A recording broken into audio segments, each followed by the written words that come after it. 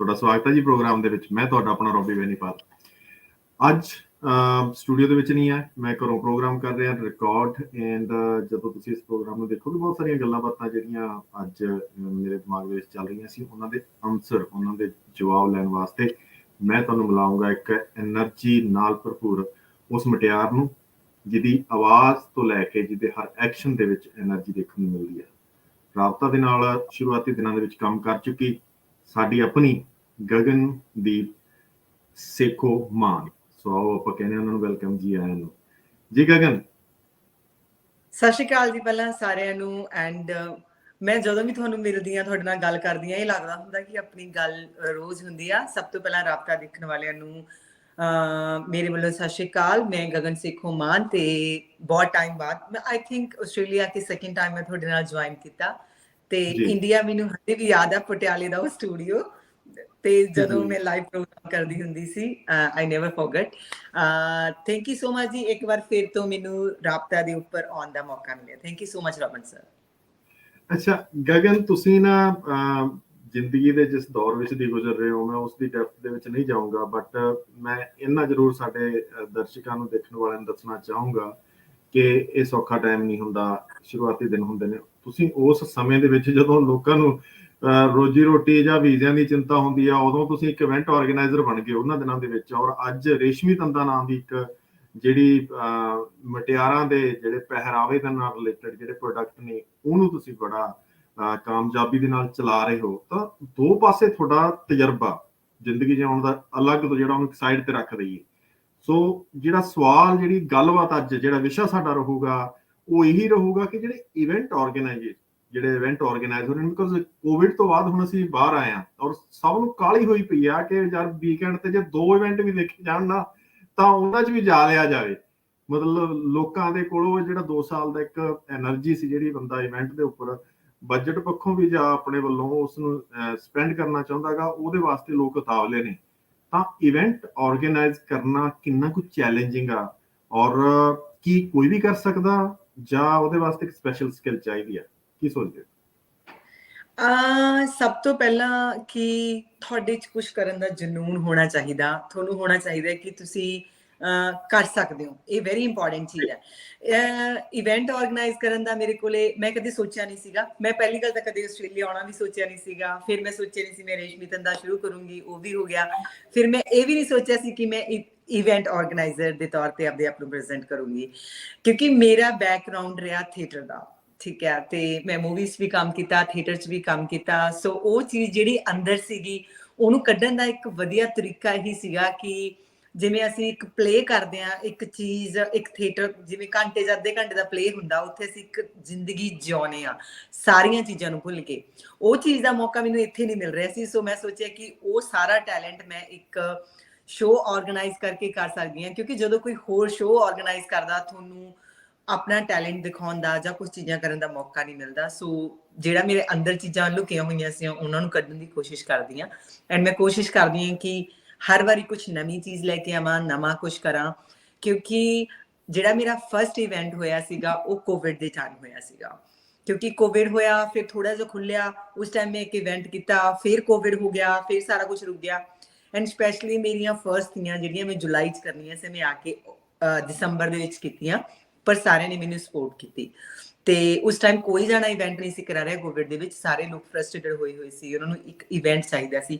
ਮੈਂ ਉਸ time risk ਲਿਆ ਤੇ ਉਸ ਟਾਈਮ ਮੈਨੂੰ ਇੰਨਾ ਜ਼ਿਆਦਾ ਸਪੋਰਟ ਤੇ ਪਿਆਰ ਮਿਲੀ। ਤੇ ਹੁਣ ਆਦਤ ਹੋ ਗਈ ਆ ਖਤਰਿਆਂ ਨਾਲ ਖੇਡਣ ਦੀ, ਕੋਈ ਟੈਨਸ਼ਨ ਨਹੀਂ ਹੈਗੀ, ਬੇਝਿਜਕ ਹੋ ਗਈ, ਕਿਉਂਕਿ ਸਾਰੇ ਜਣੇ ਇੰਨਾ ਪਿਆਰ ਕਰਦੇ ਆ ਨਾ ਮੇਰੇ ਲਈ। ਮਤਲਬ ਮੈਂ ਉਹਨਾਂ ਸਾਰੀ ਆਡੀਅנס ਲਈ ਕੋਈ ਵੀ ਰਿਸਕ ਲੈ ਸਕਦੀ ਹਾਂ, ਕਿਉਂਕਿ ਜਦੋਂ ਮੈਨੂੰ ਕਹਿੰਦੇ hi Gagan, and I love to see everybody, I love to hug everybody, ਸਾਰਿਆਂ ਨੂੰ ਪਿਆਰ ਨਾਲ ਮਿਲਦੇ ਹਾਂ।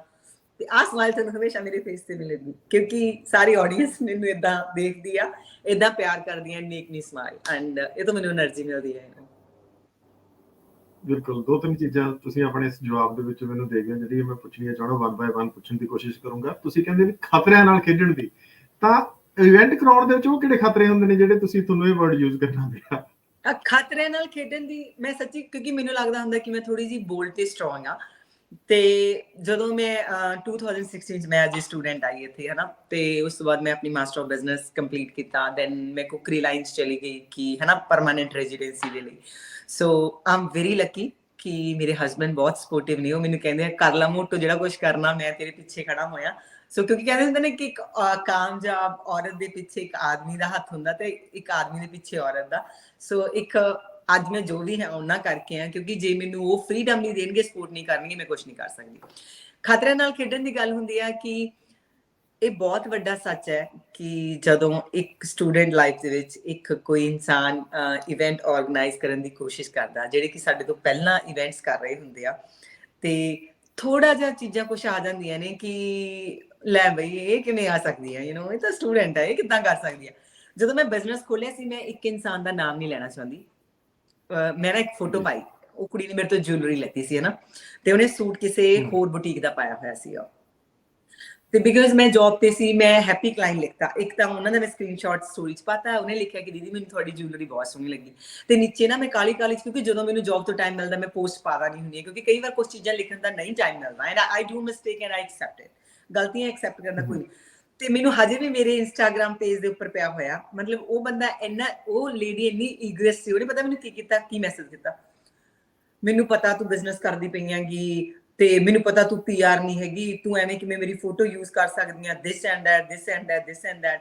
ਤਾਂ ਮੈਨੂੰ ਲੱਗਿਆ ਕਿ ਯਾਰ ਵਟ ਯੂ ਮੀਨ ਪੀਆਰ, ਮਤਲਬ ਪੀਆਰ ਜਸਟ ਇੱਕ ਵਰਡ ਹੈ ਕਿ ਤੁਹਾਨੂੰ ਇੱਥੇ ਰਹਿਣ ਦੀ ਹਮੇਸ਼ਾ ਲਈ ਆਜ਼ਾਦੀ ਮਿਲ ਜਾਂਦੀ ਆ। ਮੈਂ ਕੋਈ ਇਨਲੀਗਲ ਨਹੀਂ ਰਹਿ ਰਹੀ, ਮੈਂ ਕੋਈ ਇਨਲੀਗਲ ਕੰਮ ਨਹੀਂ ਕਰ ਰਹੀ, ਮੈਂ ਬਿਜ਼ਨਸ ਕਰ ਰਹੀ ਹਾਂ, ਮੇਰਾ ਰਜਿਸਟਰ ਬਿਜ਼ਨਸ ਆ, ਮੈਨੂੰ ਫਰੀडम ਹੈਗੀ ਆ, ਮੈਂ ਸਾਰੇ ਰੂਲਸ ਫੋਲੋ ਕਰਦੀ ਆ। ਤੇ ਆਸਟ੍ਰੇਲੀਆ ਦੇ ਜਿੰਨੇ ਵੀ ਬੰਦੇ, ਮਤਲਬ ਮੈਂ ਕੁਛ ਨਾ ਕੁਛ ਦੇ ਰਹੀ ਹਾਂ ਇਸ ਕੰਟਰੀ ਨੂੰ, ਇਹ ਕੰਟਰੀ ਨੇ ਮੈਨੂੰ ਬਹੁਤ ਕੁਛ ਦਿੱਤਾ, ਰਿਟਰਨ 'ਚ ਮੈਂ ਵੀ ਬਹੁਤ ਕੁਛ ਦੇ ਰਹੀ ਹਾਂ। ਮਤਲਬ ਤੁਸੀਂ ਐਵੇਂ ਕਿਵੇਂ ਕਹਿ ਸਕਦੇ ਹੋ ਕਿ ਸਿਰਫ ਇੱਥੇ ਸਿਰਫ ਪਰਮਾਨੈਂਟ ਬੰਦਿਆਂ ਦੀ ਅਥਾਰਟੀ ਹੈ ਕੰਮ ਕਰਨ ਦੀ, ਹੋਰ ਕੋਈ ਬੰਦਾ ਕੰਮ ਨਹੀਂ ਕਰ ਸਕਦਾ।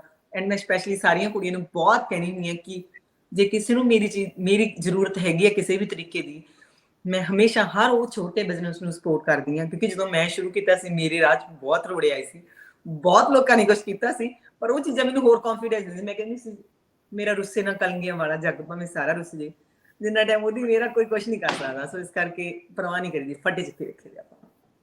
ਕਲਗੀਆਂ ਵਾਲੇ ਦੋ ਹੁੰਦੇ ਨੇਗੇ, ਇੱਕ ਜਿਹੜਾ ਸਾਡਾ ਬਾਬਾ ਗਾ ਤੇ ਇੱਕ ਕਲਗੀਆਂ ਵਾਲਾ ਜਿਹੜਾ ਸਾਨੂੰ ਵਿਆਹ ਕੇ ਲਿਆਉਂਦਾ।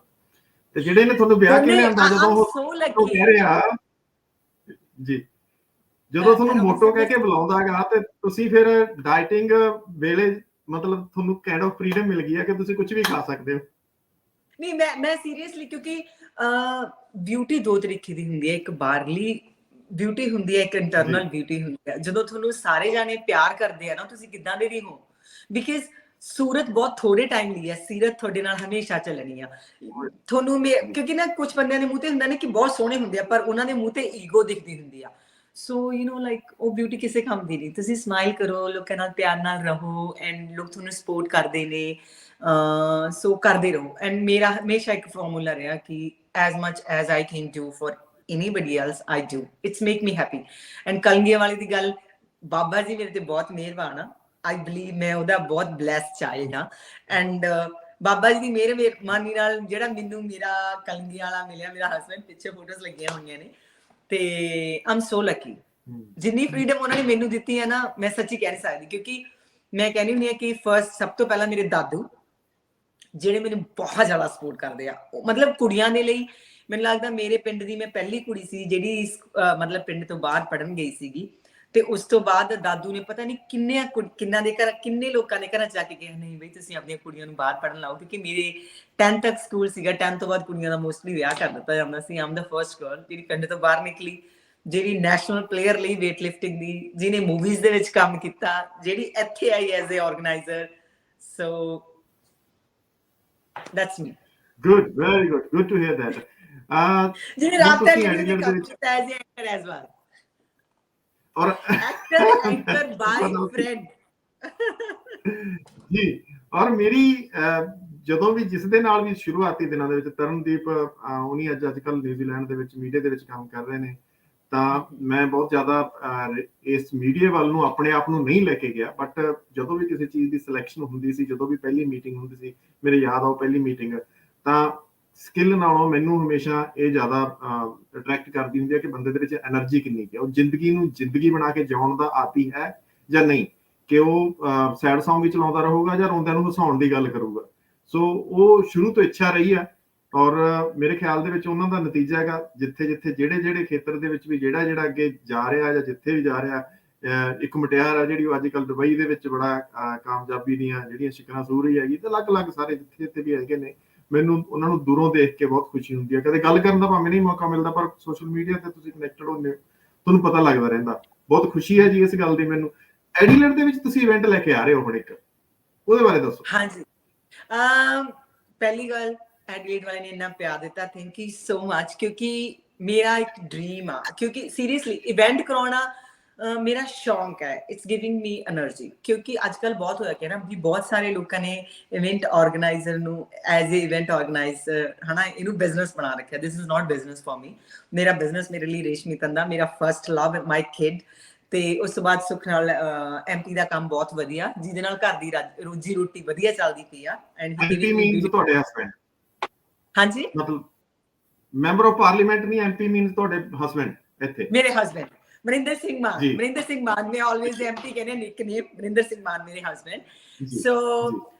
ਗੱਲ ਇੱਥੇ ਹੁੰਦੀ ਹੈ ਕਿ ਮੈਨੂੰ ਇਹ ਹੁੰਦਾ ਕਿ ਜਦੋਂ ਵੀ ਮੈਂ ਕੋਈ ਇਵੈਂਟ ਕਰਾਉਣੀ ਆ ਤਾਂ ਜਿਹੜੀਆਂ ਮੈਂ ਕਮਿਟਮੈਂਟਸ ਕੀਤੀਆਂ ਨੇ ਜਿੰਨੇ ਵੀ ਸਪਾਂਸਰਸ ਨਾਲ ਹਨਾ, ਉਹਨਾਂ ਦੀਆਂ ਪੂਰੀਆਂ ਕਰਾਂ।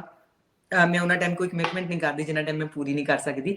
ਐਂਡ ਜਦੋਂ ਵੀ ਮੈਂ ਕਿਸੇ ਲਈ ਵੀ ਕੁਝ ਕਰਦੀ ਹਾਂ, ਮੈਂ ਦਿਲ ਤੋਂ ਕਰਦੀ ਹਾਂ। ਜੇ ਮੈਂ ਨਹੀਂ ਕਰ ਪਾਉਂਗੀ ਤਾਂ ਮੈਂ ਮਨਾ ਕਰ ਦਿੰਦੀ ਹਾਂ।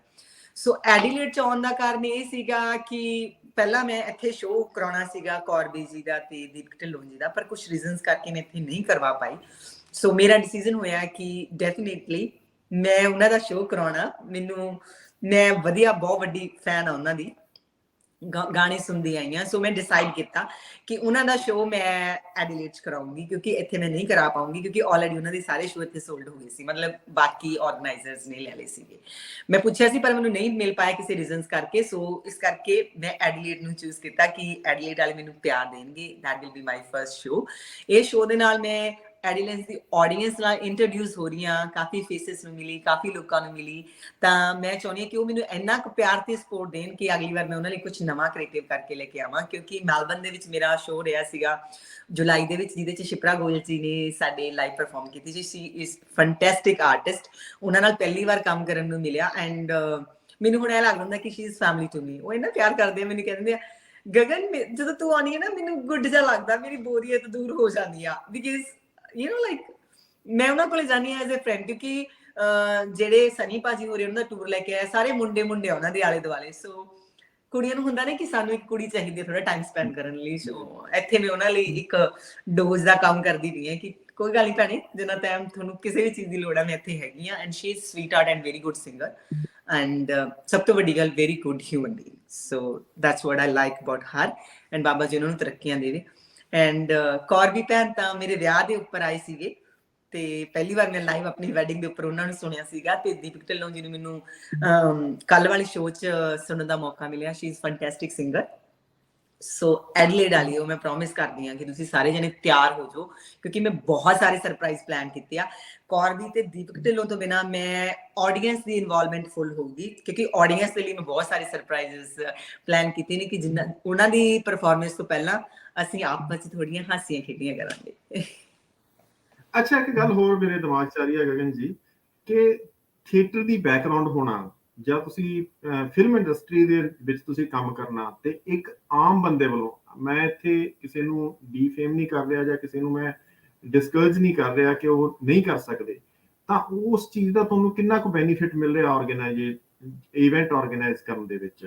ਕਿਉਂਕਿ ਤੁਹਾਡੀ ਬੈਕਗਰਾਉਂਡ ਆਰਟ ਦੇ ਨਾਲ ਜੁੜੀ ਹੋਈ ਹੈ, ਤੁਸੀਂ ਆਰਗੇਨਾਈਜ਼ ਕਰਦੇ ਰਹੇ ਹੋ, ਭਾਵੇਂ ਉਹ ਯੂਨੀਵਰਸਿਟੀ ਗਰਾਊਂਡ ਦੇ ਉੱਪਰ, ਪੰਜਾਬੀ ਯੂਨੀਵਰਸਿਟੀ ਪਟਿਆਲਾ ਦੇ ਤੁਸੀਂ ਸਟੂਡੈਂਟ ਰਹੇ ਹੋ, ਤਾਂ ਉਹ ਚੀਜ਼ ਦਾ ਕਿੰਨਾ ਕੁ ਬੈਨੀਫਿਟ ਮਿਲ ਰਿਹਾ ਤੁਹਾਨੂੰ ਆਪਣੇ ਕੰਮ ਦੇ ਵਿੱਚ? ਮੈਨੂੰ ਸੀਰੀਅਸਲੀ ਬਹੁਤ ਜ਼ਿਆਦਾ ਬੈਨੀਫਿਟ ਰਿਹਾ। ਸਭ ਤੋਂ ਪਹਿਲਾਂ ਮੈਨੂੰ ਬੈਨੀਫਿਟ ਰਿਹਾ ਰੇਸ਼ਮੀ ਤੰਦਾ ਦਾ, ਕਿਉਂਕਿ ਜਿਹਦੇ ਕਰਕੇ ਲੋਕਾਂ ਨੇ ਮੈਨੂੰ ਜਾਣਨਾ ਸ਼ੁਰੂ ਕੀਤਾ। ਕਿਉਂਕਿ ਮੈਲਬਨ ਦੇ ਵਿੱਚ ਬਹੁਤ ਸਾਰੇ ਲੋਕ ਪਹਿਲਾਂ ਮੈਨੂੰ ਐਜ਼ ਏ ਐਕਟਰ ਜਾਣਦੇ ਸੀਗੇ ਕਿ ਯੂ ਨੋ ਅਸੀਂ ਤੁਹਾਡੀ ਗੁਰਚੇਤ ਚਿੱਤਰਕਾਰ ਦੀ ਮੂਵੀ ਦੇਖੀ, ਅਸੀਂ ਤੁਹਾਡੀ ਅਮਰਿੰਦਰ ਗਿੱਲ ਵਾਲੀ ਮੂਵੀ ਦੇਖੀ, ਦਿਸ and that. They know me as a artist. Reshmi Tanda boutique ਸ਼ੁਰੂ ਕਰਨ ਤੋਂ ਬਾਅਦ they know me as a Gagan Mann, as a person, you know like. And industry 'ਚ ਕੰਮ ਕਰਨ ਦਾ ਫਾਇਦਾ ਮੈਨੂੰ ਇੱਕ ਹੀ ਰਿਹਾ, ਕਿਉਂਕਿ ਜਦੋਂ ਆਰਟਿਸਟ ਇੱਥੇ ਆਉਂਦੇ ਆ ਸੋ ਮੈਂ ਕਿਉਂਕਿ ਉਹਨਾਂ ਦੀ ਮੈਂ ਫੀਲਿੰਗ ਸਮਝ ਸਕਦੀ ਹਾਂ ਕਿ ਐਜ਼ ਏ ਆਰਟਿਸਟ ਉਹਨਾਂ ਦੀ ਕਿੰਨੀਆਂ ਜ਼ਿਆਦਾ ਰਿਸਪੌਂਸਿਬਿਲਿਟੀਜ਼ ਹੁੰਦੀਆਂ ਨੇ, so they have to fulfil. And as a organiser ਮੈਂ ਇਹ ਚੀਜ਼ ਦਾ ਫੁੱਲ ਧਿਆਨ ਰੱਖਦੀ ਹਾਂ ਕਿ ਜਿੰਨੇ ਸਾਡੇ ਆਰਟਿਸਟ ਹੈ ਉਹਨਾਂ ਦੀ ਵੀ ਇੱਕ ਜਿਹੜੀ ਮੇਨਟੇਨੈਂਸ ਆ ਉਹਨਾਂ ਨੂੰ ਵੀ ਈਜ਼ੀ ਨਾਲ ਲਿਆ ਜਾਵੇ, ਉਹਨਾਂ ਨੂੰ ਵੀ ਜਿਹੜੀ ਉਹਨਾਂ ਦੀ ਰਿਸਪੈਕਟ ਹੈ, ਜਿਹੜੀਆਂ ਉਹਨਾਂ ਦੀਆਂ ਡਿਮਾਂਡਸ ਨੇ ਜਾਂ ਉਹਨਾਂ ਨੂੰ ਉਹ ਚੀਜ਼ਾਂ ਦਾ ਟੇਕ ਕੇਅਰ ਕਰਿਆ ਜਾਵੇ। ਤੇ ਦੂਸਰੇ ਪਾਸੇ ਮੈਂ ਸਾਡੇ ਸਪੌਂਸਰਸ ਦਾ ਵੀ ਧਿਆਨ ਰੱਖਦੀ ਹਾਂ ਕਿ ਸਪੌਂਸਰਸ ਦੀਆਂ ਵੀ ਜਿਹੜੀਆਂ ਰਿਕੁਆਇਰਮੈਂਟਸ ਨੇ ਮੈਂ ਉਹ ਵੀ ਪੂਰੀ, ਦੋਨਾਂ ਚੀਜ਼ਾਂ ਨੂੰ ਬੈਲੈਂਸ ਰੱਖਣ ਦੀ ਕੋਸ਼ਿਸ਼ ਕਰਦੇ ਆਂਗੇ। ਇਹ ਨਹੀਂ ਮੈਂ ਕਰ ਸਕਦੀ ਕਿ ਇੱਕ ਆਰਟਿਸਟ ਸਟੇਜ ਤੇ ਖੜਾ ਹੋਇਆ ਤੇ ਮੈਂ ਸਾਰੇ ਸਪੌਂਸਰਸ ਨੂੰ ਉੱਤੇ ਚਾੜ ਦੂੰਗੀ ਕਿ ਜਿਸ ਚੀਜ਼ ਲਈ ਉਹ ਇੱਥੇ ਆਏ ਨੇ ਮੈਂ ਉਹਨਾਂ ਨੂੰ ਉਹ ਕਰਨ ਨਾ ਦੇਵਾਂ, ਕਿਉਂਕਿ ਉਹ ਇੱਥੇ ਆਏ ਪਰਫਾਰਮ ਕਰਨ ਦੇ ਲਈ। ਯੂ ਨੋ ਆਈ ਨੋ ਸਾਡੀ ਆਡੀਅנס ਨੂੰ ਬਹੁਤ ਕਰੇਜ਼ ਹੁੰਦਾ ਕਿ ਅਸੀਂ ਆਰਟਿਸਟ ਨੂੰ ਮਿਲਣਾ, ਆਰਟਿਸਟ ਨਾਲ ਫੋਟੋਆਂ ਖਿਚਾਉਣੀਆਂ ਨੇ, ਪਰ ਯੂ ਨੋ ਦੋਨੇ ਚੀਜ਼ਾਂ ਨੂੰ ਬੈਲੈਂਸ ਕਰਕੇ ਰੱਖਣਾ ਚਾਹੀਦਾ। ਕਿਉਂਕਿ ਮੈਨੂੰ ਕਈ ਵਾਰ ਮੈਂ ਇਹ ਚੀਜ਼ ਤੋਂ ਡਿਸਪੁਆਇੰਟ ਹੁੰਦੀ ਹੈ ਕਿ ਅੰਡਰਸਟੈਂਡਿੰਗ ਬਹੁਤ ਘੱਟ ਹੋ ਜਾਂਦੀ ਹੈ, ਸਪੈਸ਼ਲੀ ਜਦੋਂ ਤੁਸੀਂ ਸ਼ੋਅ ਕਰਾਉਣੇ ਆ। ਸਭ ਤੋਂ ਨਜ਼ਦੀਕੀ ਲੋਕ ਤੁਹਾਡੇ ਨਾਲ ਰੁੱਸਦੇ ਨੇ ਜਦੋਂ ਤੁਸੀਂ ਕਿਸੇ ਆਰਟਿਸਟ ਨੂੰ ਲੈ ਕੇ ਆਉਣੇ ਹੋ, ਕਿਉਂਕਿ ਉਹ ਕਹਿੰਦੇ ਹੁੰਦੇ ਕਿ we just want have a photos with the artist, ਸਾਨੂੰ ਉਹਨਾਂ ਕੋਲ ਹੀ ਰੱਖੋ, ਅਸੀਂ ਉਹਨਾਂ ਕੋਲ ਹੀ ਬੈਠਣਾ, ਅਸੀਂ ਉਹੀ ਕਰਨਾ। ਪਰ ਇਹ ਪੋਸੀਬਲ ਨਹੀਂ ਨਾ, ਜੇ ਆਪਣੇ ਸ਼ੋਅ ਦੇ ਵਿੱਚ 500 ਬੰਦਾ ਆਇਆ ਆਪਾਂ 500 ਬੰਦੇ ਦੀ ਫੋਟੋ ਕਰਾ ਲਾਂਗੇ। ਸੋ ਵੀ ਹੈਵ ਅ ਚਾਂਸ ਕਿ ਉਹ ਲਾਈਵ ਪਰਫਾਰਮ ਕਰਦੇ ਪਏ ਨੇ, we can have videos, photos. ਇਹੀ ਬਹੁਤ ਵੱਡੀ ਗੱਲ ਹੋ ਜਾਂਦੀ ਕਿ ਸਾਨੂੰ ਉਹਨਾਂ ਦਾ ਲਾਈਵ ਦੇਖਣ ਦਾ ਮੌਕਾ ਮਿਲਦਾ। ਫੋਟੋ ਲੈਣੀ ਕੋਈ ਜ਼ਰੂਰੀ ਨਹੀਂ ਹੁੰਦੀ। Very good, very good. ਸਭ ਦੀ ਆਪਣੀ ਆਪਣੀ ਸੋਚ ਹੈ ਜੀ। ਇੱਕ ਹੋਰ ਮੈਂ ਜਾਣ ਤੋਂ ਪਹਿਲਾਂ ਜਿਹੜਾ ਆਖਰੀ ਸਵਾਲ ਦੇ ਰੂਪ ਦੇ ਵਿੱਚ ਕਰੂੰਗਾ, ਤੇ ਤਿੰਨ ਚੀਜ਼ਾਂ ਤੁਸੀਂ ਜਿਹੜੀਆਂ ਤਿੰਨ ਦੇ ਉੱਪਰ ਸਬਜੈਕਟ ਦੇ ਉੱਪਰ ਗੱਲ ਕਰਨੀ ਆ, ਤੇ ਉਹਨਾਂ ਵੱਲੋਂ ਚੈਲੰਜ ਕੀ ਆ ਰਿਹਾ ਤੁਹਾਨੂੰ, ਤੇ ਉਸ ਚੈਲੰਜ ਨੂੰ ਕਿੱਦਾਂ ਕਰੈਕਟ ਕੀਤਾ ਜਾ ਸਕਦਾ। ਸਭ ਤੋਂ ਪਹਿਲਾਂ ਅਸੀਂ ਪਿਕ ਕਰਦੇ ਹਾਂ ਆਡੀਅנס, ਉਸ ਤੋਂ ਬਾਅਦ ਤੁਸੀਂ ਗੱਲ ਕਰੋਗੇ ਸਪੌਂਸਰਸ ਦੀ, ਫਿਰ ਤੁਸੀਂ ਗੱਲ ਕਰੋਗੇ ਆਰਟਿਸਟ ਦੀ, ਕਿ ਤੁਹਾਡਾ ਹੁਣ ਤੱਕ ਦਾ ਜਿਹੜਾ ਐਕਸਪੀਰੀਅੰਸ ਰਿਹਾ ਕਿ ਆਡੀਅנס ਕਿਹੜੀ ਚੀਜ਼ ਦੇ ਵਿੱਚ ਕਿਸੇ ਵੀ ਆਰਗੇਨਾਈਜ਼ਰ ਨੂੰ ਹਾਰਡ ਟਾਈਮ ਦਿੰਦੇ ਆ, ਤੇ ਉਸ ਨੂੰ ਕਿਸ ਤਰੀਕੇ ਨਾਲ ਉਹ ਮੈਨੇਜ ਕਰ ਸਕਦੇ ਆ ਕਿ both sides can work better.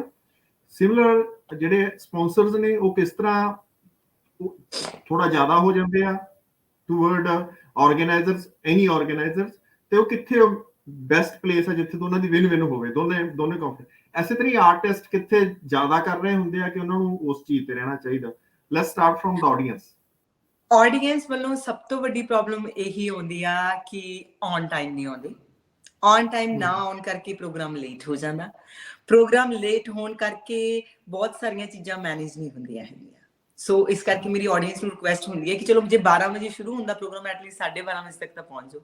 ਅੱਧਾ ਘੰਟਾ ਮੈਂ ਪੰਜਾਬੀਆਂ ਨੂੰ ਐਕਸੈਪਟ ਕਰ ਲੈਣੀ ਆ, ਕਿਉਂਕਿ ਆਡੀਅנס ਸੋਚਣ ਲੱਗ ਜਾਂਦੀ ਹੈ ਕਿ ਅਸੀਂ ਉਦੋਂ ਹੀ ਜਾਣਾ ਜਦੋਂ ਆਰਟਿਸਟ ਆਊਗਾ। ਪਰ ਯੂ ਨੋ ਜਿਹੜੇ ਲੋਕਾਂ ਨੇ ਪਹਿਲਾਂ ਪਰਫਾਰਮ ਕਰਨਾ ਹੁੰਦਾ, ਜਿਹੜੇ ਬੱਚਿਆਂ ਦੀ ਪਰਫਾਰਮੈਂਸ ਹੁੰਦੀ ਆ, ਜਿਹੜੀਆਂ ਉੱਦਾਂ ਜਿਵੇਂ ਗਿੱਧੇ ਵਾਲੀਆਂ ਕੁੜੀਆਂ ਦੀ ਬਾਕੀ ਸਾਰਿਆਂ ਦੀ ਪਰਫਾਰਮੈਂਸ ਹੁੰਦੀ ਆ, ਉਹਨਾਂ ਨੂੰ ਵੀ ਹੁੰਦਾ ਕਿ ਅਸੀਂ ਕੋਈ ਚੀਜ਼ ਦੀ ਪਰਫਾਰਮੈਂਸ ਦੇ ਰਹੇ ਹਾਂ, ਸਾਨੂੰ ਵੀ ਕੋਈ ਐਪਰੀਸ਼ੀਏਟ ਕਰਨ ਦੇ ਲਈ ਆਵੇ। ਸਿਰਫ ਉਹੀ ਬੰਦੇ ਆਏ ਹੁੰਦੇ ਜਿਨ੍ਹਾਂ ਦੇ ਜਵਾਕ ਪਾਰਟਿਸਿਪੇਟ ਕਰ ਰਹੇ ਹੁੰਦੇ, ਬਾਕੀ ਹੁੰਦਾ ਕਿ ਨਹੀਂ ਯਾਰ ਅਸੀਂ ਤਾਂ ਲੇਟ ਜਾਵਾਂਗਾ। ਸੋ ਇੱਥੇ ਆਡੀਅנס ਦਾ ਸਭ ਤੋਂ ਹਾਰਡ ਟਾਈਮ ਇਹ ਹੁੰਦਾ ਕਿ ਉਹਨਾਂ ਨੂੰ ਔਨ ਟਾਈਮ ਲੈ ਕੇ ਆਉਣਾ।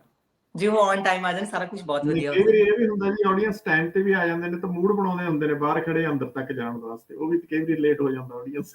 ਅਸੀਂ ਉਹ ਚੀਜ਼ ਐਕਸੈਪਟ ਕਰ ਲੈਂਦੇ ਕਿ ਹਾਂ ਜੇ ਆਡੀਅנס ਲੇਟ ਵੀ ਆ ਜਾਏ, ਕੁਝ ਅੰਦਰ ਇਦਾਂ ਦਾ ਸ਼ੁਰੂ ਕਰਨਾ ਕਿ ਉਹਨਾਂ ਨੂੰ ਵੀ ਵਿਲ ਐਕਸਾਈਟ them ਕਿ ਉਹ ਇਨਸਾਈਡ ਆ ਜਾਣ।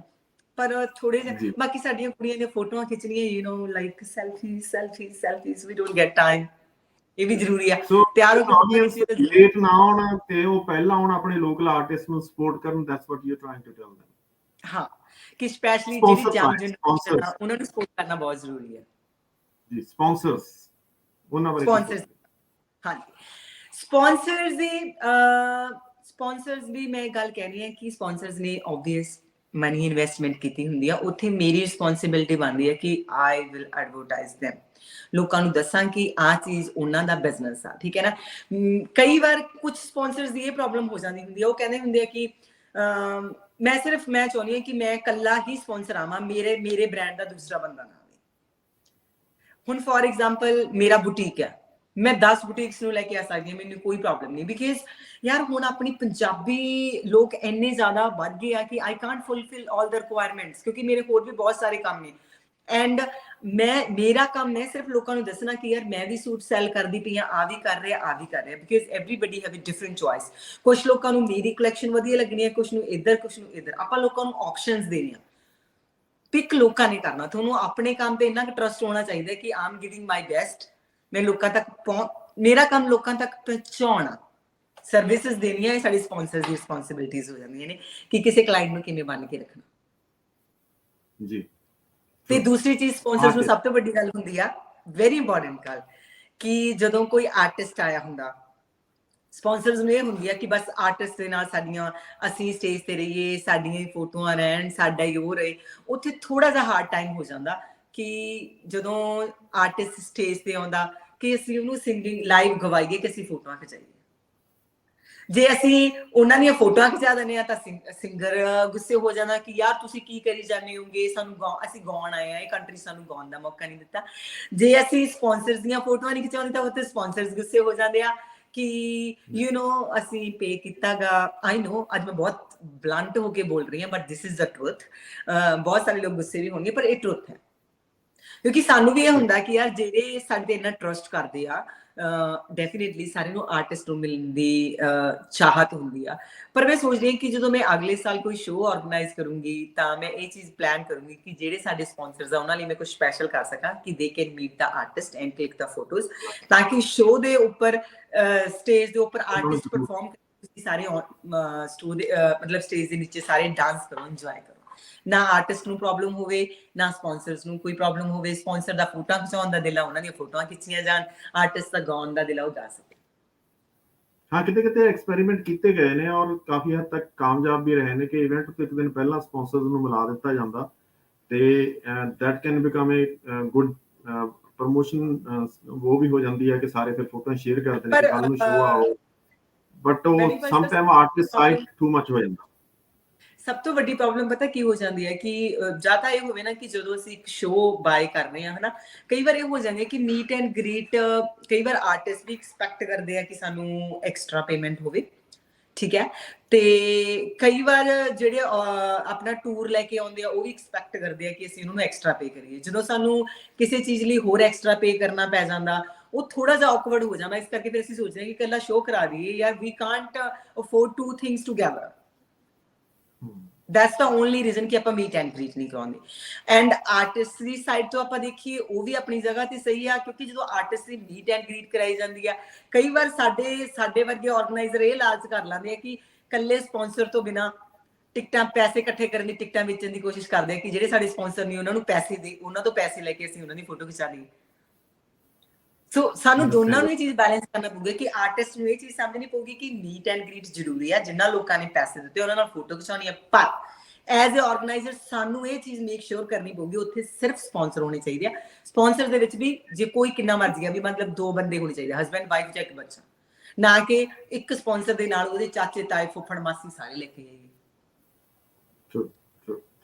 ਸਪਾਂਸਰਸ ਜਿਹੜੇ ਆਰਟਿਸਟ ਨੇ, ਆਰਟਿਸਟ ਦੇ ਬਾਰੇ ਚ ਤੁਸੀਂ ਕੀ ਸੋਚਦੇ ਹੋ? ਆਰਟਿਸਟ ਦੀ ਕਿਹੜੀ ਚੀਜ਼ ਤੁਹਾਨੂੰ ਕਈ ਵਾਰੀ ਫੀਲ ਹੁੰਦੀ ਹੈ ਕਿ ਯਾਰ ਕਾਸ਼ ਇਸ ਇਨਸਾਨ ਦੇ ਵਿੱਚ ਆਹ ਚੀਜ਼ ਨਾ ਹੁੰਦੀ ਜਾਂ ਇਹ ਏਦਾਂ ਬਿਹੇਵ ਨਾ ਕਰਦਾ ਤਾਂ ਪੂਰਾ ਜਿਹੜਾ ਗੁਲਦਸਤਾ ਪੂਰੇ ਪ੍ਰੋਗਰਾਮ ਦਾ ਉਹ ਬੜਾ ਵਧੀਆ ਰਹਿਣਾ ਸੀ, ਜਿਹੜਾ ਐਜ਼ ਅ ਆਰਗੇਨਾਈਜ਼ਰ? ਪ੍ਰੋਬਲਮ ਪਤਾ ਕੀ ਆ ਕਿ ਮੈਂ ਜਦੋਂ ਐਜ਼ ਅ ਆਰਟਿਸਟ ਮੈਂ ਇੱਕ ਚੀਜ਼ ਕਹਿਣਾ ਚਾਹੁੰਦੀ ਹਾਂ ਕਿ ਮੈਂ ਚਾਹੁੰਦੀ ਹਾਂ ਕਿ ਮੈਂ ਆਡੀਅנס ਦੇ ਵਿੱਚ ਜਾਵਾਂ ਤੇ ਲੋਕ ਮੈਨੂੰ ਪਿਆਰ ਕਰਨ, ਪਰ ਜੇ ਮੈਂ ਆਡੀਅנס ਲਈ ਇੰਨਾ ਈਜ਼ੀਲੀ ਅਵੇਲੇਬਲ ਹੋ ਜਾਂਦੀ, ਉਹਨਾਂ ਨੇ ਮੇਰੀ ਤਾਂ ਵੀ ਰਿਸਪੈਕਟ ਨਹੀਂ ਕਰਨੀ ਕਿ ਇਹ ਤਾਂ ਐਵੇਂ ਈਜ਼ੀਲੀ ਅਵੇਲੇਬਲ ਆ, ਉਹਦੀ ਵੈਲਿਊ ਨਹੀਂ ਰਹਿੰਦੀ ਹੈਗੀ। ਆਰਟਿਸਟ ਨੂੰ ਥੋੜਾ ਜਿਹਾ ਬੈਲੈਂਸ ਕਰਨਾ ਚਾਹੀਦਾ ਕਿ ਜਿਹੜੇ ਤੁਹਾਡੇ ਚਾਹਣ ਵਾਲੇ ਆ, ਡੈਫੀਨੇਟਲੀ ਉਹਨਾਂ ਨੂੰ ਇੱਕ ਫੋਟੋ ਦੇ ਦਿਓ, ਕੋਈ ਫਰਕ ਨਹੀਂ ਪੈਂਦਾ, ਕਿਉਂਕਿ ਉਹੀ ਮਤਲਬ ਤੁਹਾਡੇ ਬ੍ਰਾਂਡ ਨੂੰ ਅਪ ਕਰਨ ਵਾਲੇ ਉਹੀ ਲੋਕ ਨੇ। ਤੇ ਬਾਕੀ ਸਭ ਠੀਕ ਹੈ। ਉੱਥੇ ਇੱਕ ਚੀਜ਼ ਸਾਨੂੰ ਆਡੀਅנס ਨੂੰ ਵੈਰੀ ਇੰਪੋਰਟੈਂਟ ਸਮਝਣੀ ਚਾਹੀਦੀ ਹੈ ਕਿ ਜੇ ਮੇਰੇ ਵਰਗੇ, ਆਪਣੇ ਵਰਗੇ ਆਮ ਬੰਦੇ ਨੇ ਜਦੋਂ ਕਿਸੇ ਫਰੈਂਡ ਨਾਲ ਫੋਟੋ ਖਿੱਚਣੀ ਹੁੰਦੀ, ਆਪਾਂ 100 ਵਾਰੀ ਦੇਖਦੇ ਹਾਂ ਕਿ ਯਾਰ ਪਲੀਜ਼ ਚੈੱਕ ਕਰੀ ਮੇਰੀ ਫੋਟੋ ਸੋਹਣੀ ਆਈ ਹੈ। ਤੇ ਆਪਾਂ ਜਦੋਂ ਆਰਟਿਸਟ ਨਾਲ ਫੋਟੋ ਖਿੱਚਦੇ ਆ ਨਾ, ਆਪਾਂ ਇਹ ਨਹੀਂ ਦੇਖਦੇ ਕਿ ਆਰਟਿਸਟ ਦੀ ਫੋਟੋ ਕਿੱਦਾਂ ਦੀ ਆ, ਆਪਾਂ ਬਸ ਫੇਸਬੁੱਕ ਤੇ ਮਿੰਟ ਚਾੜ ਦੇਣੀ ਹੁੰਦੀ ਹੈ ਕਿ ਮੈਂ ਉਹ ਬੰਦੇ ਨੂੰ ਮਿਲਣਾ, ਮੇਰੀ ਫੋਟੋ ਖਿੱਚ ਗਈ। ਪਰ ਤੁਹਾਨੂੰ ਉਹਦੀ ਇਮੇਜ ਦਾ ਵੀ ਥੋੜਾ ਜਿਹਾ ਧਿਆਨ ਰੱਖਣਾ ਚਾਹੀਦਾ ਨਾ, ਯੂ ਨੋ। ਕਈ ਵਾਰ ਫੋਟੋ ਨਹੀਂ ਵੀ ਸੋਹਣੀ ਆਉਂਦੀ, ਕਈ ਵਾਰ ਨਹੀਂ ਸੈੱਟ ਹੁੰਦੀ, ਕਈ ਵਾਰ ਬਲਰ ਆ ਜਾਂਦੀ ਆ। ਸੋ ਇਸ ਕਰਕੇ ਆਰਟਿਸਟ ਅਵੋਇਡ ਕਰਦੇ ਹੁੰਦੇ ਆ ਕਿ ਯਾਰ ਫੋਟੋ ਅਸੀਂ ਖਿਚਾਉਣੀ ਆ ਤਾਂ ਪ੍ਰੋਪਰ ਤਰੀਕੇ ਨਾਲ ਖਿਚਾਈ ਜਾਵੇ, ਥੋੜੀ ਜਿਹੀ ਉਹਨਾਂ ਨੂੰ ਵੀ ਪ੍ਰਾਈਵੇਸੀ ਚਾਹੀਦੀ ਹੁੰਦੀ ਹੈ। ਬਹੁਤ ਸਾਰੀਆਂ ਚੀਜ਼ਾਂ ਹੋ ਜਾਂਦੀਆਂ ਨੇ। ਸਾਨੂੰ ਇੱਕ ਇਵੈਂਟ ਆਰਗੇਨਾਈਜ਼ ਕਰਨ ਦੇ ਲਈ ਇੱਕ ਜੇ ਆਪਾਂ ਆਰਟਿਸਟ ਬੁਲਾਉਣੇ ਆ, ਉਹਨੂੰ ਵੀ ਕਾਫੀ ਸਾਰੀਆਂ ਚੀਜ਼ਾਂ ਅੰਡਰਸਟੈਂਡ ਕਰਨੀਆਂ ਚਾਹੀਦੀਆਂ ਨੇ। ਜਿਹੜੇ ਸਾਡੇ ਸਪਾਂਸਰਸ ਨੇ ਉਹਨਾਂ ਨੂੰ ਵੀ ਕੋਆਪਰੇਟ ਕਰਨਾ ਚਾਹੀਦਾ, ਜਿਹੜੇ ਸਾਡੇ ਆਰਗੇਨਾਈਜ਼ਰ ਹੈ ਉਹਨਾਂ ਨੂੰ ਵੀ। ਕਈ ਵਾਰ ਮੈਂ ਚੀਜ਼ ਨੋਟ ਕੀਤੀ, ਕਈ ਵਾਰ ਆਰਗੇਨਾਈਜ਼ਰ ਹੀ ਪਾਰਸਲ ਹੋ ਜਾਂਦੇ, ਮਤਲਬ ਮੀਨਸ ਜੇ ਸਾਡੇ 10 ਸਪਾਂਸਰ ਆ, ਮੈਨੂੰ ਐ ਲੱਗੂ ਵੀ 2 ਮੇਰੇ ਫੇਵਰੇਟ ਹੈ, ਮੈਂ ਉਹਨਾਂ ਨੂੰ ਇੰਪੋਰਟੈਂਸ ਦੇਣੀ ਹੈ। ਨਹੀਂ, ਇਦਾਂ ਨਹੀਂ ਹੋਣਾ ਚਾਹੀਦਾ। ਜਿਹੜੇ ਇਸ ਇੰਡਸਟਰੀ ਦੇ ਵਿੱਚ ਜਿਹੜੇ ਹੁਣ ਆਖਰੀ ਸਵਾਲ ਆ ਜਿਹੜਾ ਮੈਂ ਤੁਹਾਨੂੰ ਪੁੱਛਣਾ ਚਾਹੁੰਦਾ, ਇਸ ਇੰਡਸਟਰੀ ਦੇ ਵਿੱਚ ਜਿਹੜੇ ਆਰਗੇਨਾਈਜ਼ਰ ਨੇ ਜਿੱਦਾਂ ਤੁਸੀਂ ਹੋ, ਤੇ ਹੁਣ ਤੁਹਾਡੇ ਕੋਲ ਐਨਫ ਐਕਸਪੀਰੀਅੰਸ ਹੋ ਗਿਆ, ਕਿੰਨੇ ਤੁਸੀਂ ਇਵੈਂਟ ਆਰਗੇਨਾਈਜ਼ ਕਰ ਚੁੱਕੇ ਹੋ, ਈਵਨ ਤੁਸੀਂ ਇੰਡੀਆ ਤੋਂ ਆਰਗੇਨਾਈਜ਼ ਕਰਦੇ ਹੋ ਇਵੈਂਟ, ਤੁਹਾਡੀ ਸਿਰਫ ਆਸਟ੍ਰੇਲੀਆ ਦੇ ਗਰਾਊਂਡ ਤੇ ਹਿਸਟਰੀ ਨਹੀਂ ਹੈ, ਤੇ ਉਹਨਾਂ ਨੂੰ ਜਿਹੜੇ ਨਿਊ ਕਮਰਸ ਨੇਗੇ ਜਾਂ ਜਿਹੜੇ ਕਿਤੇ ਤੁਹਾਨੂੰ ਲੱਗਦਾ ਕਿ ਹਾਂ ਯਾਰ ਉਹ ਗਲਤੀਆਂ ਕਰ ਰਹੇ ਨੇ, ਉਹਦੇ ਨਾਲ ਇੱਕ ਪੂਰੀ ਇੰਡਸਟਰੀ ਨੂੰ, ਜਿਹੜੀ ਇਵੈਂਟ ਆਰਗੇਨਾਈਜ਼ਿੰਗ ਦੀ ਇੰਡਸਟਰੀ ਆ, ਕਿਉਂਕਿ ਜਦੋਂ ਅਸੀਂ ਇੰਡੀਅਨ ਜਾਂ ਪੰਜਾਬੀ ਅਸੀਂ ਇਵੈਂਟ ਆਰਗੇਨਾਈਜ਼ ਕਰਦੇ ਹਾਂ ਤਾਂ ਉਹਦੇ ਵਿੱਚ ਜਿਹੜੇ ਸਿਕਿਉਰਿਟੀ ਵਾਲੇ ਨੇ ਉਹ ਨਾਨ ਇੰਡੀਅਨ ਕਲਚਰ ਨੂੰ ਬਿਲੋਂਗ ਕਰਦੇ ਵੀ ਖੜੇ ਹੁੰਦੇ ਆ, ਉਹ ਵੀ ਤੁਹਾਡੀ, ਤੁਸੀਂ ਕਿਤੇ ਨਾ ਕਿਤੇ ਤੁਸੀਂ ਐਜ਼ ਏ ਇੰਡੀਅਨ ਤੁਸੀਂ ਆਪਣੀ ਇਮੇਜ ਡਿਲੀਵਰ ਕਰ ਰਹੇ ਹੁੰਦੇ ਹੋ, ਜਾਂ ਕਈ ਵਾਰੀ ਕੀ ਹੁੰਦਾ ਕਿ ਇਵੈਂਟ ਵਾਸਤੇ ਤੁਹਾਨੂੰ ਨੈਕਸਟ ਟਾਈਮ ਉਹ ਵੈਨਿਊ ਨਹੀਂ ਮਿਲਦਾ, ਕਿਉਂਕਿ ਉਸ ਤੋਂ ਪਹਿਲਾਂ ਇੱਕ ਇੰਡੀਅਨ ਇਵੈਂਟ ਉੱਥੇ ਆਰਗੇਨਾਈਜ਼ ਹੋ ਚੁੱਕਿਆ ਹੁੰਦਾ ਤੇ ਉੱਥੇ ਕੁਛ ਨਾ ਕੁਛ ਗੜਬੜ ਹੋ ਚੁੱਕੀ ਹੁੰਦੀ ਹੈ, ਤੇ ਉਹ ਆਰਗੇਨਾਈਜੇਸ਼ਨ ਜਾਂ ਉਹ ਇਵੈਂਟ ਵੈਨਿਊ ਵਾਲੇ they don't prefer to give to Indians, ਹੈਨਾ। ਤਾਂ ਉਹ ਕਿਹੜੇ ਕਾਰਨ ਨੇ ਕਿ ਜਿਹਦੇ ਵਿੱਚ I'm not talking about audience, ਕਿ ਆਡੀਅੰਸ ਕੀ ਕਰਦੇ ਨੇ, ਉਹ ਸਾਈਡ ਤੇ ਰਹਿ ਗਿਆ, ਆਰਗੇਨਾਈਜ਼ਰ ਨੂੰ ਕੀ ਇਦਾਂ ਦਾ ਕਰਨਾ ਚਾਹੀਦਾ ਕਿ ਇਦਾਂ ਦੀ ਸਿਚੁਏਸ਼ਨਸ ਨਾ ਹੋਣ ਇਨ ਫਿਊਚਰ, ਕਿ ਉਹ ਇੱਕ ਰੈਪੂਟੇਸ਼ਨ ਹੈ ਜਿਹੜੀ ਉਹ ਸਟਰੋਂਗਲੀ ਚੱਲਦੀ ਰਹੇ ਪੂਰੇ ਕੰਟੀਨਿਊ ਫॉर द ਨੈਕਸਟ, ਕਿ ਤੁਸੀਂ ਚਾਹੇ ਖੁਦ ਨਹੀਂ ਕਰਾਉਣਾ ਇਵੈਂਟ ਨੈਕਸਟ, ਤੁਹਾਡਾ ਭਾਵੇਂ ਵਨ ਐਂਡ ਲਾਸਟ ਇਵੈਂਟ ਸੀਗਾ, ਪਰ ਮਤਲਬ ਤੁਸੀਂ ਕਿੱਦਾਂ ਐਕਟ ਕਰੋ ਐਜ਼ ਏ ਆਰਗੇਨਾਈਜ਼ਰ। ਪਹਿਲੀ ਚੀਜ਼, ਜਿਹੜੇ ਆਪਾਂ ਮਤਲਬ ਗਵਰਨਮੈਂਟ ਦੇ ਥਰੂ ਜਿਹੜੇ ਆਪਣੇ ਕਮਿਊਨਿਟੀ ਹਾਲ ਹੁੰਦੇ ਆ, ਆਪਾਂ ਉਹਨਾਂ ਨੂੰ ਹਾਇਰ ਕਰਦੇ ਆ, ਕਿਉਂਕਿ ਉਹਨਾਂ ਦੀ ਇੱਕ ਪਰਟੀਕੂਲਰ ਟਾਈਮਿੰਗ ਹੁੰਦੀ ਆ ਕਿ ਅਸੀਂ ਇੰਨੇ ਟਾਈਮ ਤੋਂ ਇੰਨੇ ਟਾਈਮ ਦੇ ਲਈ ਸਾਨੂੰ ਤੁਸੀਂ ਹਾਇਰ ਕੀਤਾ, ਜੇ ਤੁਸੀਂ 5 ਵਜੇ ਤੱਕ you have to be go out 5 o'clock। As a organizer ਮੈਨੂੰ ਇਹ ਚੀਜ਼ ਪਤਾ ਵੀ ਸਾਡਾ ਕੋਈ ਇਵੈਂਟ ਜਿਵੇਂ 5 ਵਜੇ ਤੱਕ ਰੱਖਿਆ 5 ਵਜੇ ਤੱਕ ਖਤਮ ਨਹੀਂ ਹੋਣਾ ਹੈ, ਪਹਿਲਾਂ ਹੀ ਤੁਸੀਂ 2 ਘੰਟਿਆਂ ਦਾ ਜ਼ਿਆਦਾ ਪੈਸੇ ਦੇ ਦਿਓ ਤਾਂ ਕਿ ਤੁਸੀਂ ਔਨ ਟਾਈਮ ਸਾਰਾ ਕੁਝ ਸੈੱਟ ਕਰ ਸਕੋ, ਨਾ ਕਿ ਇਹ, ਕਿਉਂਕਿ ਉੱਥੇ ਕੀ ਹੋ ਜਾਂਦਾ, ਉਹਨਾਂ ਨੇ 5 ਵਜੇ ਆਉਣਾ, ਉਹਨਾਂ ਨੇ ਕਹਿਣਾ ਚਲੋ ਜੀ ਟਾਈਮ ਖਤਮ ਹੋ ਗਿਆ, ਤੁਸੀਂ ਜਾਓ ਜਾਓ ਜਾਓ, ਤੇ ਚੀਜ਼ਾਂ ਅੱਧੀਆਂ ਪੈਂਡਿੰਗ ਪਈਆਂ ਹੁੰਦੀਆਂ ਨੇ, ਆਡੀਅנס ਡਿਸਪੁਆਇੰਟ ਹੋ ਜਾਂਦੀ ਆ, ਉਹਨਾਂ ਨੇ ਫਿਰ ਕੁਰਸੀਆਂ ਤੋੜਨੀਆਂ ਹੁੰਦੀਆਂ ਨੇ ਵੀ ਸਾਨੂੰ ਤਾਂ ਨੱਚਣ ਦਾ ਟਾਈਮ ਹੀ ਨਹੀਂ ਮਿਲਿਆ ਹੈਗਾ, ਸਾਡੇ ਲਈ ਆ ਨਹੀਂ ਕੀਤਾ।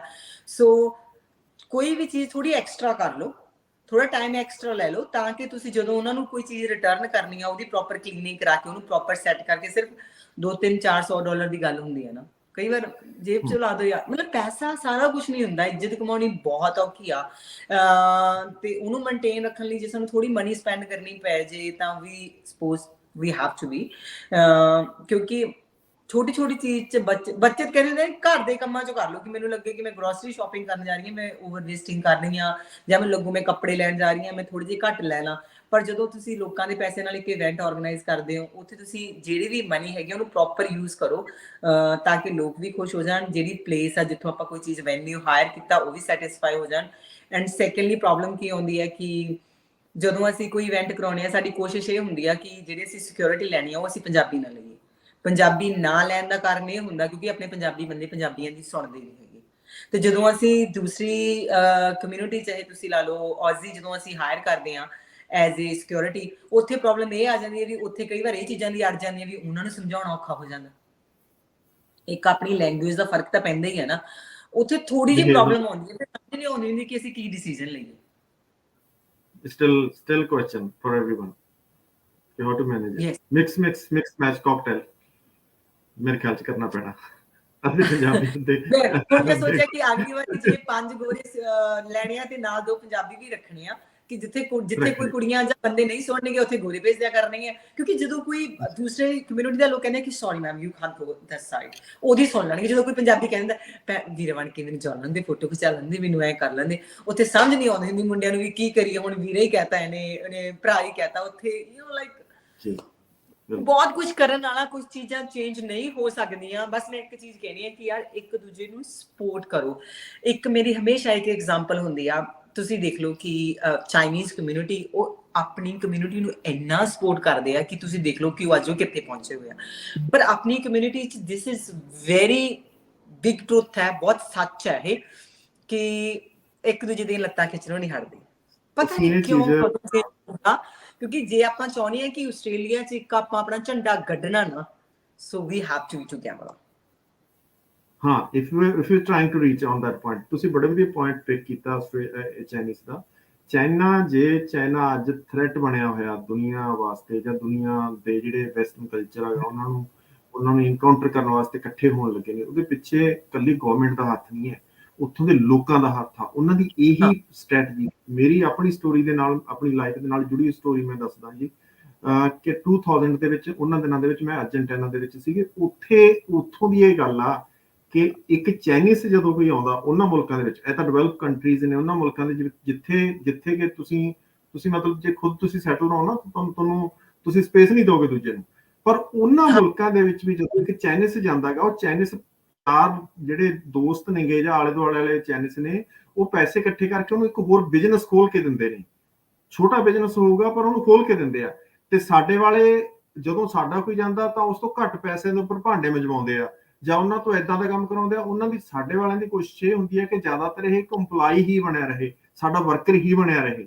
ਤਾਂ ਉਹ ਜਿਹੜੀ ਮਾਈਂਡ ਸੈਟ ਹੈਗਾ ਬੈਕ ਐਂਡ ਤੇ, ਇਹ ਸਾਡੀ ਪੂਰੀ as a national, as an Indian world ਦੇ ਜਦੋਂ ਨਕਸ਼ੇ ਦੇ ਉੱਪਰ, ਤਾਂ ਹੀ ਅਸੀਂ ਚਾਈਨਾ ਟਾਊਨ ਦੇ ਵਿੱਚ ਸ਼ਾਪਿੰਗ ਕਰਨ ਜਾਂਦੇ ਹਾਂ, ਨਾ ਕਿ ਇੰਡੀਅਨ ਟਾਊਨ ਦੇ ਵਿੱਚ। ਇੰਡੀਅਨ ਟਾਊਨ ਕੀ ਬਣ ਨਹੀਂ ਸਕਦਾ, ਪਾਪੂਲੇਸ਼ਨ ਵਾਲੇ ਪਾਸੇ ਅਸੀਂ ਘੱਟ ਨਹੀਂ ਹੈ, ਹਿੰਮਤ ਵਾਲੇ ਪਾਸੇ ਘੱਟ ਨਹੀਂ। ਸਿਰਫ ਆ ਲੈਗ ਪੁਲਿੰਗ ਵਾਲਾ ਜਿਹੜਾ ਮੇਰੇ ਖਿਆਲ ਦੇ ਵਿੱਚ ਡਿਜ਼ੀਜ਼ ਜਿਹੜੀ ਸਾਨੂੰ ਲੱਗੀ ਹੋਈ ਆ, ਇਹ ਜਦੋਂ ਦੂਰ ਹੋ ਗਈ, ਜਦੋਂ ਕਿਤੇ ਕੋਵਿਡ ਵਾਂਗੂ ਇਹਦੀ ਵੈਕਸੀਨ ਆ ਗਈ, ਉਦੋਂ ਕਾਫੀ ਸਾਰੀਆਂ ਚੀਜ਼ਾਂ ਠੀਕ ਹੋ ਜਾਣਗੀਆਂ। Indian very important. ਬਸ ਮੈਂ ਇੱਕ ਹੀ ਚੀਜ਼ ਕਹਿਣੀ ਆ ਕਿ ਇਕੱਠੇ ਹੋ ਜਾਓ, ਚਾਹੇ ਕੋਈ ਇਵੈਂਟ ਕਰਾਉਣਾ ਹੋਵੇ, ਚਾਹੇ ਇਲੈਕਸ਼ਨ 'ਚ ਖੜੇ ਹੋਣਾ ਹੋਵੇ, ਚਾਹੇ ਕੁਛ ਮਰਜ਼ੀ ਆ। ਫੋਰ ਐਗਜ਼ਾਮਪਲ, ਦੂਸਰੀ ਐਗਜ਼ਾਮਪਲ ਆ ਜਾਂਦੀ ਹੈ ਕਿ ਜਦੋਂ ਇਲੈਕਸ਼ਨ 'ਚ ਖੜੇ ਹੋਵੇ ਨਾ, ਇੱਕ ਹੀ, ਮੈਨੂੰ ਇਹਨਾਂ ਦਾ ਪਤਾ ਨਹੀਂ ਕੀ ਸਿਸਟਮ ਹੁੰਦਾ, ਇੱਕ ਹੀ ਪਲੇਸ ਤੋਂ 2 ਪੰਜਾਬੀ ਖੜੇ ਹੁੰਦੇ। ਮੈਂ ਕਹਿੰਦੀ 2 ਦੀ ਜਗ੍ਹਾ ਤੇ 1 ਖੜੇ ਹੋ ਜਾਓ, ਵੋਟਾਂ ਦਾ ਨਾ ਡਿਵਾਈਡ ਹੋਣੀ, ਆਪਣਾ ਬੰਦਾ ਜਿੱਤ ਜਾਊਗਾ। ਯੂ ਨੋ ਵਾਟ ਆਈ ਮੀਨ? ਜੇ ਅਸੀਂ ਗਵਰਨਮੈਂਟ ਦੇ ਵਿੱਚ ਵੀ ਜਾਣਾ, ਇਹਨਾਂ ਸੌਖਾ ਨਹੀਂ ਹੈ ਜੀ, ਬਟ ਐਟਲੀਸਟ ਅਸੀਂ ਆਵਾਜ਼ ਦੇ ਰਹੇ ਹਾਂ। ਆਵਾਜ਼ ਤਾਂ ਦੇ ਰਹੇ ਹਾਂ। ਹਾਂ, ਜੇ ਆਪਾਂ ਇਕੱਠੇ ਹੋ ਜਾਈਏ ਤਾਂ ਪੋਸੀਬਲ ਹੈਗਾ ਨਾ। ਕਿ ਮੈਂ ਸੋਚਦੀ ਯਾਰ ਚੀਜ਼ਾਂ ਪੋਸੀਬਲ ਹੈ। ਜੇ ਅਸੀਂ ਆਵਾਜ਼ ਦਿੰਦੇ ਰਹੀਏ, ਉਸ ਆਵਾਜ਼ ਨੂੰ ਅੱਗੇ ਲੈ ਕੇ ਜਾਈਏ, ਆਵਾਜ਼ ਨੂੰ ਅੱਗੇ ਫੈਲਾਈਏ, ਜੇ ਖੁਦ ਆਪਣੇ ਵੱਲੋਂ ਆਵਾਜ਼ ਦੇਈਏ, ਦੂਜੇ ਦੀ ਆਵਾਜ਼ ਨੂੰ ਅੱਗੇ ਲੈ ਕੇ ਜਾਈਏ, ਹੋ ਸਕਦਾ ਕਿਸੇ ਨਾ ਕਿਸੇ ਤੇ ਕਿਸੇ ਚੀਜ਼ ਦਾ ਅਸਰ ਹੋਵੇ। ਖੈਰ, ਬਹੁਤ ਸਾਰੀਆਂ ਗੱਲਾਂ ਨੇ ਗਗਨ ਜੀ ਕਰਨ ਨੂੰ, ਬਹੁਤ ਸਾਰਾ ਚੀਜ਼ ਜੀ। ਆ ਇੰਟਰਵਿਊ ਬਾਅਦ ਤੁਸੀਂ ਸੋਚੋ, ਕਿਉਂਕਿ ਮੈਂ ਆਪਦੇ ਆਪ, ਜਿਹੜੇ ਮੇਰੇ ਦਿਲ 'ਚ ਗੱਲ ਹੁੰਦੀ ਹੈ, ਮੈਂ ਉਹੀ ਗੱਲ ਕਹਿੰਦੀ ਆ। ਆਈ ਆਲਵੇਜ਼ ਸਪੀਕ ਟਰੂਥ ਮੀਨਸ, ਮਤਲਬ ਮੈਂ ਆਈ ਡੋਂਟ ਕੇਅਰ ਕੌਣ ਕੀ ਸੋਚਦਾ, ਜੋ ਮੈਨੂੰ ਫੀਲ ਹੁੰਦਾ ਮੈਂ ਉਹੀ ਚੀਜ਼ ਕਹਿ ਰਹੀ ਹਾਂ। ਕਿ ਚਾਹੇ ਆਪਣੀ ਕਮਿਊਨਿਟੀ ਨੂੰ ਲੈ ਕੇ ਲਾ ਲਓ, ਚਾਹੇ ਇਵੈਂਟਸ ਨੂੰ ਲੈ ਕੇ ਲਾ ਲਓ, ਚਾਹੇ ਕਿਸੇ ਮਰਜ਼ੀ ਨੂੰ, ਮੈਂ ਹਮੇਸ਼ਾ ਸੱਚ ਬੋਲਦੀ ਹਾਂ। ਤੇ ਉਹਦਾ ਮੈਨੂੰ ਭਰਪਾਈ ਵੀ ਕਰਨੀ ਪੈਂਦੀ। I don't care. ਫਿਰ ਮੈਂ ਕਹਿੰਦੀ ਨਹੀਂ ਕਿ ਮੇਰਾ ਰੁੱਸੇ ਨਾ ਕਲੰਗੀਆਂ ਵਾਲਾ ਜੱਗ, ਭਾਵੇਂ ਸਾਰਾ ਰੁੱਸ ਜੇ। ਤੇ ਜੇ ਬਾਬਾ ਜੀ ਮੰਨੇ ਹੋਇਆ ਤਾਂ ਸਾਰੇ ਜਾਣੇ ਨੇ ਮੰਨ ਨਹੀਂ ਜਾਣਾ। ਸੋ ਆਪਾਂ ਇਕੱਠੇ ਹੋ ਜਾਈਏ ਤਾਂ ਜ਼ਿਆਦਾ ਵਧੀਆ, ਰੈਦਰ ਦੈਨ ਟੂ ਲੈਗ ਪੁਲਿੰਗ ਕਰਨ ਦੇ ਲਈ। ਤੇ ਇਵੈਂਟ ਦੇ ਲਈ ਵੀ ਇੱਦਾਂ ਹੈ ਕਿ ਇਵੈਂਟ ਮੈਂ ਇਕੱਲੀ ਨਹੀਂ ਕਰਾ ਸਕਦੀ। ਇੱਕ ਇਵੈਂਟ ਸਕਸੈਸਫੁਲ ਹੁੰਦਾ ਕਿ ਜੇ ਉਹਨੂੰ ਵਧੀਆ ਤਰੀਕੇ ਨਾਲ ਆਰਗੇਨਾਈਜ਼ ਕੀਤਾ ਜਾਵੇ, ਸਪਾਂਸਰ ਵਧੀਆ ਤਰੀਕੇ ਨਾਲ ਫੰਡਿੰਗ ਕਰਨ, ਤੇ ਆਡੀਅנס ਵਧੀਆ ਤਰੀਕੇ ਨਾਲ ਇੰਜੋਏ ਕਰੇ। ਨਾ ਇਕੱਲਾ ਆਰਗੇਨਾਈਜ਼ਰ ਕੁਛ ਕਰ ਸਕਦਾ, ਨਾ ਇਕੱਲੇ ਪੈਸੇ ਕੁਛ ਕਰ ਸਕਦੇ ਆ, ਨਾ ਹੀ ਇਕੱਲੀ ਆਡੀਅנס। ਜਦੋਂ ਆਡੀਅנס ਇਹ ਕੁਐਸਚਨ ਕਰਦੀ ਹੈ ਕਿ ਤੁਸੀਂ ਤਾਂ ਸਟੇਜ ਤੇ ਸਪਾਂਸਰ ਕਰੀ ਜਾਂਦੇ ਹੋ, ਤਾਂ ਫਿਰ ਇਹ ਗੱਲ ਕਹਿਣ ਨੂੰ ਜੀ ਕਰਦਾ ਹੁੰਦਾ ਕਿ ਭੈਣੇ, ਜੇ ਕੋਈ ਸਿੰਗਰ ਲੈ ਕੇ ਆਏ ਆ, ਜਾਂ ਜੇ ਜਿਹੜਾ ਵੈਨਿਊ ਹਾਇਰ ਕੀਤਾ, ਇਹ ਕੱਲੀਆਂ ਟਿਕਟਾਂ ਨਾਲ, ਕੱਲੀਆਂ ਟਿਕਟਾਂ ਵੇਚ ਕੇ ਨਹੀਂ ਪੈਸੇ ਪੂਰੇ ਹੋਣੇ। ਇਹ it's not only 1000 2000, it's spend near about 30 to 40,000। And ਜੇ ਇਹ ਕਾਸਟ ਪੂਰੀ ਕਰ ਪਾਏ ਆ ਸਪਾਂਸਰਸ ਕਰਕੇ, ਇਸ ਕਰਕੇ sponsors very major role play ਕਰਦੇ ਨੇ ਇਵੈਂਟ ਦੇ ਵਿੱਚ। ਐਂਡ ਦੂਜੇ ਪਾਸੇ ਮੈਂ ਕਹਿੰਦੀ ਹੁੰਦੀ ਹਾਂ ਕਿ ਆਡੀਅנס ਬਹੁਤ ਇੰਪੋਰਟੈਂਟ ਰੋਲ ਪਲੇ ਕਰਦੀ ਆ। It's not about money. ਇੱਕ ਇਵੈਂਟ ਸਕਸੈਸਫੁਲ ਹੁੰਦਾਗਾ ਜਦੋਂ ਇੱਕ ਸਪਾਂਸਰ ਨੇ ਪੈਸੇ ਲਾਏ ਹੁੰਦੇ ਆ, ਉਹਦੇ ਇਵੈਂਟ ਦੀ ਐਡ ਹੁੰਦੀ ਆ। ਜੇ ਆਡੀਅנס ਦੇਖਣ ਨਹੀਂ ਆਊਗੀ, ਫਿਰ ਸਪਾਂਸਰ ਨੂੰ ਥੋੜਾ ਐਡ ਸ਼ੋ ਕਰਨਗੇ। ਸਪਾਂਸਰਸ ਦਾ ਤਾਂ ਇੱਕ ਦੂਜੇ ਨੂੰ ਪਤਾ ਹੀ ਹੁੰਦਾ ਨਾ। ਮੈਨੂੰ ਤਾਂ ਪਤਾ ਹੀ ਹੈ ਨਾ ਕਿੰਨੀਆਂ ਬੁਟੀਕਸ ਨੇ, ਆਪਾਂ ਤਾਂ ਲੋਕਾਂ ਨੂੰ ਦੱਸਣਾ ਨਾ। Very true, very true, very true. Thank you very much. ਤੁਹਾਡੇ ਆਪਣੇ ਬਿਜ਼ੀ ਸਕੇਜੂਲ ਦੇ ਵਿੱਚੋਂ ਤੇ ਤੁਹਾਨੂੰ ਮਿਲਦੇ ਆ ਜੀ ਇੱਥੇ ਐਡੀਲੇਡ ਦੇ ਵਿੱਚ। ਤੁਸੀਂ 16 ਜੁਲਾਈ 2022 ਨੂੰ ਸੈਚਰਡੇ ਵਾਲਾ ਦਿਨ ਆ, ਜਿਹੜਾ ਸ਼ਾਮ ਦੁਪਹਿਰੇ ਮੇਰੇ ਖਿਆਲ 1 ਵਜੇ ਦਾ ਤੁਸੀਂ ਟਾਈਮ ਰੱਖਿਆ ਹੋਇਆ। ਜਦੋਂ ਤੁਸੀਂ ਇਸ ਇਵੈਂਟ ਦੇ ਵਿੱਚ ਸਾਡੇ ਇੱਥੋਂ ਐਡੀਲੇਡ ਦੇ ਜਿਹੜੀ ਆਡੀਅנס ਉਹਨਾਂ ਦੇ ਰੂਬਰੂ ਕਰੋਗੇ, ਜਿਹੜੇ ਦੀਪਕ ਢਿੱਲੋਂ ਤੇ ਕੌਰ ਬੀ ਨੂੰ। ਤੇ ਇਹ ਲੇਡੀਜ਼ ਓਨਲੀ ਇਵੈਂਟ ਹੈ, ਇਜ਼ਨਟ? Ladies only event ਹੈ, and kids allowed ਹੈਗੇ ਨਹੀਂ, there is no problem। and ਇੱਕ ਚੀਜ਼ ਹੋਰ, ਮੈਨੂੰ ਅੱਜ ਇੱਕ ਕੁੜੀ ਦਾ ਸਵੇਰੇ ਫੋਨ ਆਇਆ। ਉਹ ਕਹਿੰਦੀ ਦੀਦੀ ਇੱਥੇ ਕੋਈ ਟਿਕਟਾਂ ਸੈਲ ਕਰ ਰਿਹਾ ਸੀਗਾ, ਉਹਨਾਂ ਨੇ ਪਹਿਲਾਂ ਆਨਲਾਈਨ ਟਿਕਟਾਂ ਦੇ ਉੱਪਰ ਕੌਰਬੀ ਦੀ ਫੋਟੋ ਲਾਈ ਹੋਈ ਸੀ, ਅਸੀਂ ਟਿਕਟਾਂ ਬਾਏ ਕਰ ਲਈਆਂ, ਬਾਅਦ ਚ ਸਾਨੂੰ ਪਤਾ ਲੱਗਿਆ ਕਿ ਉਹ ਇਵੈਂਟ ਹੋ ਨਹੀਂ, ਉਹ ਇਵੈਂਟ ਤੁਹਾਡੇ ਵਾਲਾ ਇਵੈਂਟ ਨਹੀਂ ਹੈਗਾ।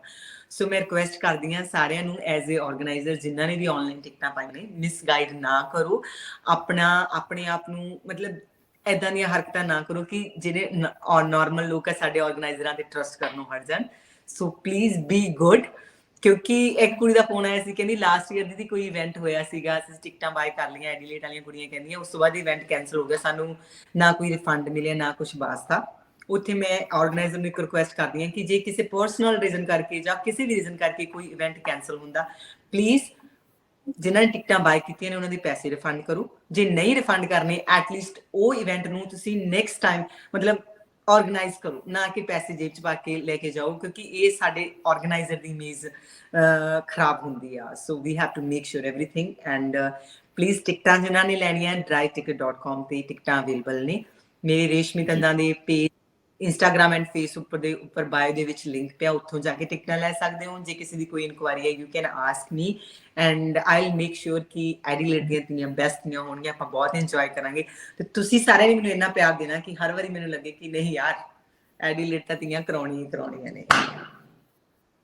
ਜਿਹੜੇ ਇਵੈਂਟ ਦੀ ਪੂਰੀ ਡਿਟੇਲ ਆ ਉਹ ਥੱਲੇ ਮੈਂ ਲਿੰਕ ਦੇ ਵਿੱਚ ਜਿਹੜਾ ਡਿਸਕ੍ਰਿਪਸ਼ਨ ਦੇ ਵਿੱਚ ਪਾ ਦਊਂਗਾ, ਤੇ ਉੱਥੋਂ ਤੁਸੀਂ ਕਲਿੱਕ ਕਰਕੇ ਆਪਣਾ ਜਿਹੜੀਆਂ ਟਿਕਟਾਂ ਵੀ ਬਾਏ ਕਰ ਸਕਦੇ ਹੋ, ਔਰ ਜਿਹੜਾ ਵੈਨਿਊ ਆ ਉਸ ਦੀ timing everything you can get all information from there. ਦੋਸਤੋ ਗਗਨ ਜੀ ਤੁਹਾਡਾ ਬਹੁਤ ਬਹੁਤ ਧੰਨਵਾਦ। ਕੋਈ ਸੁਜੈਸ਼ਨ ਹੋਵੇ ਤੁਸੀਂ ਮੈਸੇਜ ਦੇ ਵਿੱਚ ਛੱਡ ਸਕਦੇ ਹੋ ਕਿ ਤੁਸੀਂ ਕੀ ਚਾਹੁੰਦੇ ਹੋ, ਕੀ ਖਾਸ ਹੋਣਾ ਚਾਹੀਦਾ, ਕਿਉਂਕਿ still we have a time. ਅਸੀਂ ਤੁਹਾਡੀਆਂ ਡਿਮਾਂਡਸ ਨੂੰ ਫੁੱਲਫਿਲ ਕਰਾਂਗੇ। ਪਲੀਜ਼ ਆਪਣੇ ਸੁਜੈਸ਼ਨਸ, ਆਪਣੇ ਰਿਵਿਊਜ਼, ਆਪਣੇ ਕੁਐਸਚਨਸ, ਕੋਈ ਵੀ ਚੀਜ਼ ਤੁਸੀਂ ਕਹਿਣਾ ਚਾਹੁੰਦੇ ਹੋ, ਮੇਰੇ ਵਾਂਗੂ ਬੇਝਿਜਕ ਹੋ ਕੇ ਲਿਖ ਦਿਓ, ਚਾਹੇ ਪਿਆਰ ਚਾਹੇ ਗਾਲਾਂ, ਦੋਨੇ ਮੈਂ ਐਕਸੈਪਟ ਕਰੂੰਗੀ ਜੋ ਵੀ ਤੁਸੀਂ ਕਹਿਣਾ। ਸੋ ਪਲੀਜ਼ ਆਪਣੀ ਜ਼ਰੂਰ ਰਾਏ ਦਿਓ ਇਵੈਂਟ ਦੇ ਲਈ ਕਿ ਅਸੀਂ ਕੀ ਕਰੀਏ। Good, thank you very much, thanks for your time। Thank you, ਦੋਸਤੋ ਥੈਂਕ ਯੂ।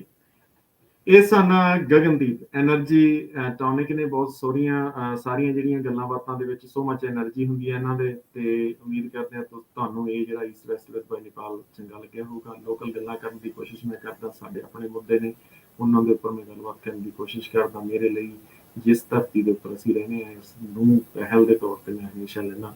ਸੋ ਐਡੀਲੇਡ ਦੇ ਵਿੱਚ ਇਵੈਂਟ ਕਰਵਾ ਰਹੇ ਨੇ, ਬਟ ਮੋਰ ਦੈਨ ਇਵੈਂਟ ਜਿਹੜੀ ਸਾਡੀ ਗੱਲਬਾਤ ਅੱਜ ਇਸ ਪੂਰੀ ਵੀਡੀਓ ਦੇ ਵਿੱਚ ਹੋਈ ਆ ਉਹ ਕਿ ਇਵੈਂਟ ਆਰਗੇਨਾਈਜ਼ਰ ਕਿੱਦਾਂ ਦਾ ਹੋਣਾ ਚਾਹੀਦਾ, ਕਿਸ ਤਰ੍ਹਾਂ ਉਸ ਨੂੰ ਅਸੀਂ ਅੱਗੇ ਲੈ ਕੇ ਜਾਈਏ ਤਾਂ ਜੋ ਆਉਣ ਵਾਲੇ ਸਮੇਂ ਦੇ ਵਿੱਚ ਇਸ ਜਿਹੜੀ ਪ੍ਰਥਾ ਦੀ ਇਵੈਂਟ ਕਰਾਉਣ ਦੀ ਇਹ ਹੋਰ ਸ਼ਾਈਨ ਹੁੰਦੀ ਚਲੀ ਜਾਵੇ। ਮੈਨੂੰ ਦਿਓ ਇਜਾਜ਼ਤ। ਤੁਹਾਡਾ ਕੋਈ ਕਮੈਂਟ ਸੁਝਾਅ ਤੁਸੀਂ ਜ਼ਰੂਰ ਥੱਲੇ ਜਿਹੜਾ ਕਮੈਂਟ ਸੈਕਸ਼ਨ ਦੇ ਵਿੱਚ ਪਾ ਸਕਦੇ ਹੋ। ਸਤਿ ਸ਼੍ਰੀ ਅਕਾਲ ਜੀ, ਜਿੰਦਾਬਾਦ।